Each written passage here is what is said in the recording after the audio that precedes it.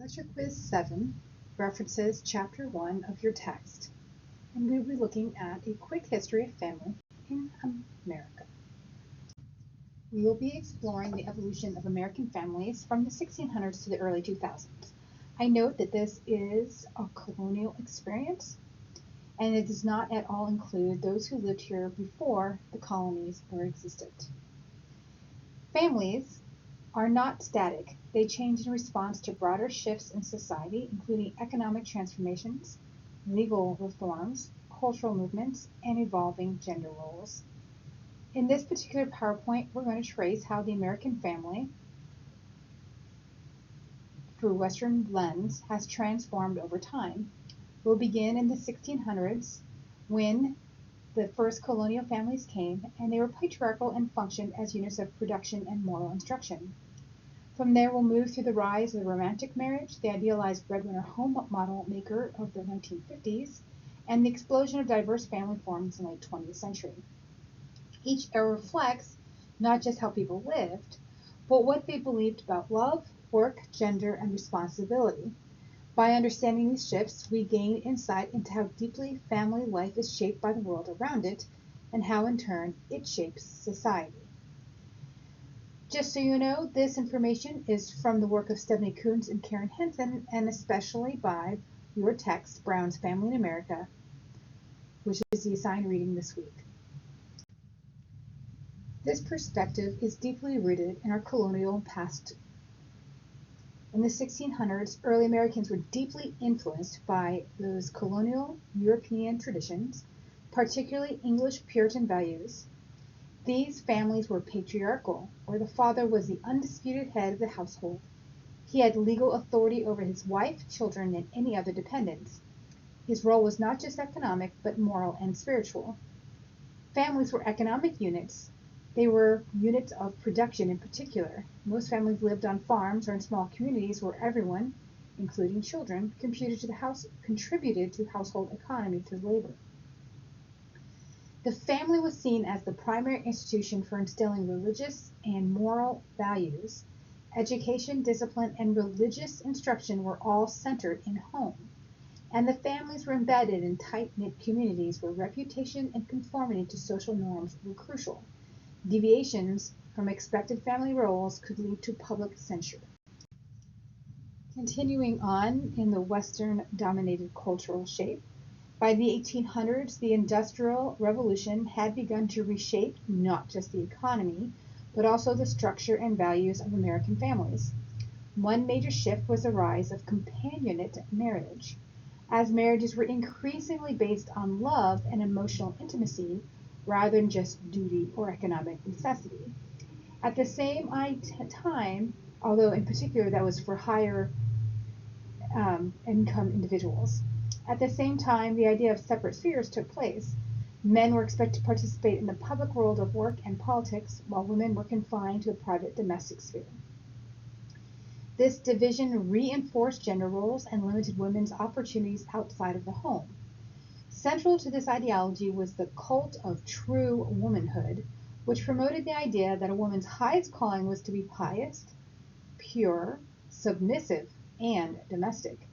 These ideals shaped not only how women were viewed, but also how they viewed themselves and their roles in society. Understanding these shifts helps us see how industrialization didn't just change where people worked, it changed how people lived, loved, and raised families. By the 1900s, American families were becoming more emotionally centered and child-focused. The idea of the companionate family took hold. Families were not just economic or moral units, but spaces of emotional support and shared joy. This shift emphasized affection, communication, and mutual respect between spouses and between parents and children. At the same time, the birth control movement gained momentum. Advocates like Margaret Sanger pushed for access to contraception, giving women more control over their reproductive lives. This led to smaller, more planned families and began to shift traditional gender roles. Another important development was the rise of the tender years doctrine in family law. Courts increasingly favored mothers in custody decisions involving young children, based on the belief that maternal care was essential to early childhood development. This reflects broader cultural ideals about motherhood and the emotional needs of children.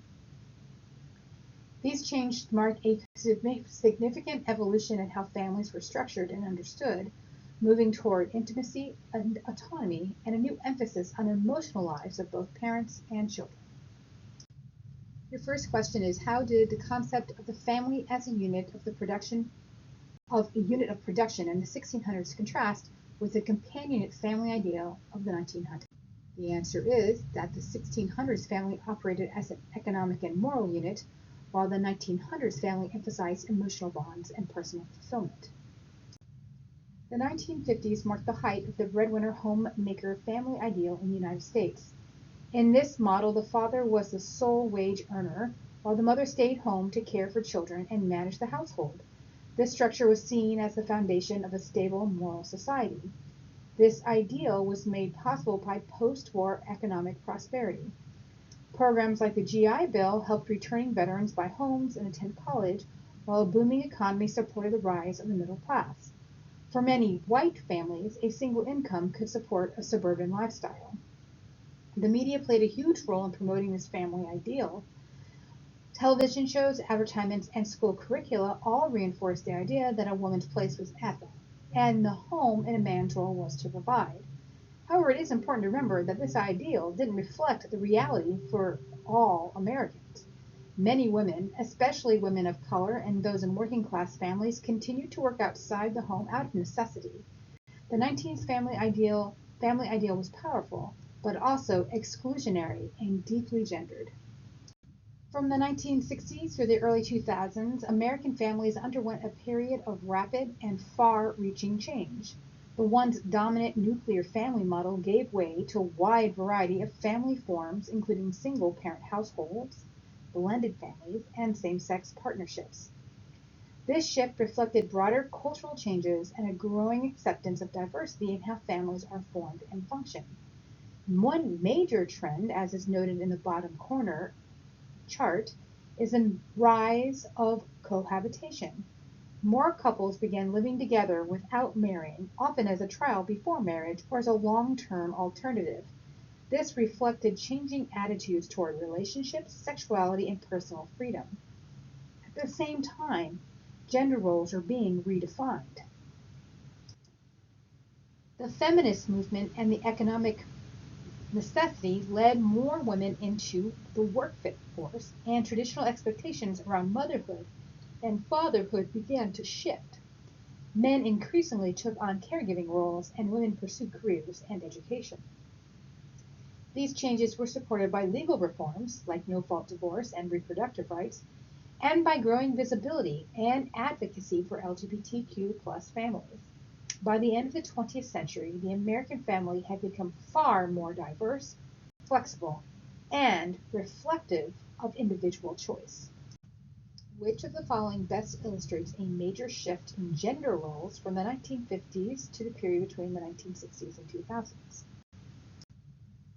The response is the increasing participation of women in the workforce and shared domestic responsibilities. We keep coming back to this one question and one idea: why defining family matters. And the answer is always the same, but I'd like you to keep on thinking about these questions as we go throughout the semester.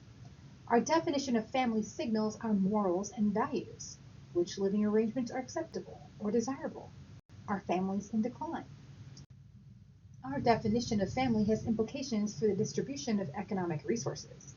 Married couples enjoy more than 1,000 unique benefits at the federal level alone, such as Social Security benefits. Employee benefits also abound, such as health care for your partner. Also, our definition of family informs our legal rights and responsibilities to one another. For example, consider that step relations generally are not recognized by the law. In fact, they are sometimes called legal strangers. We will continue to learn about the history of the family and apply sociological concepts to it in class.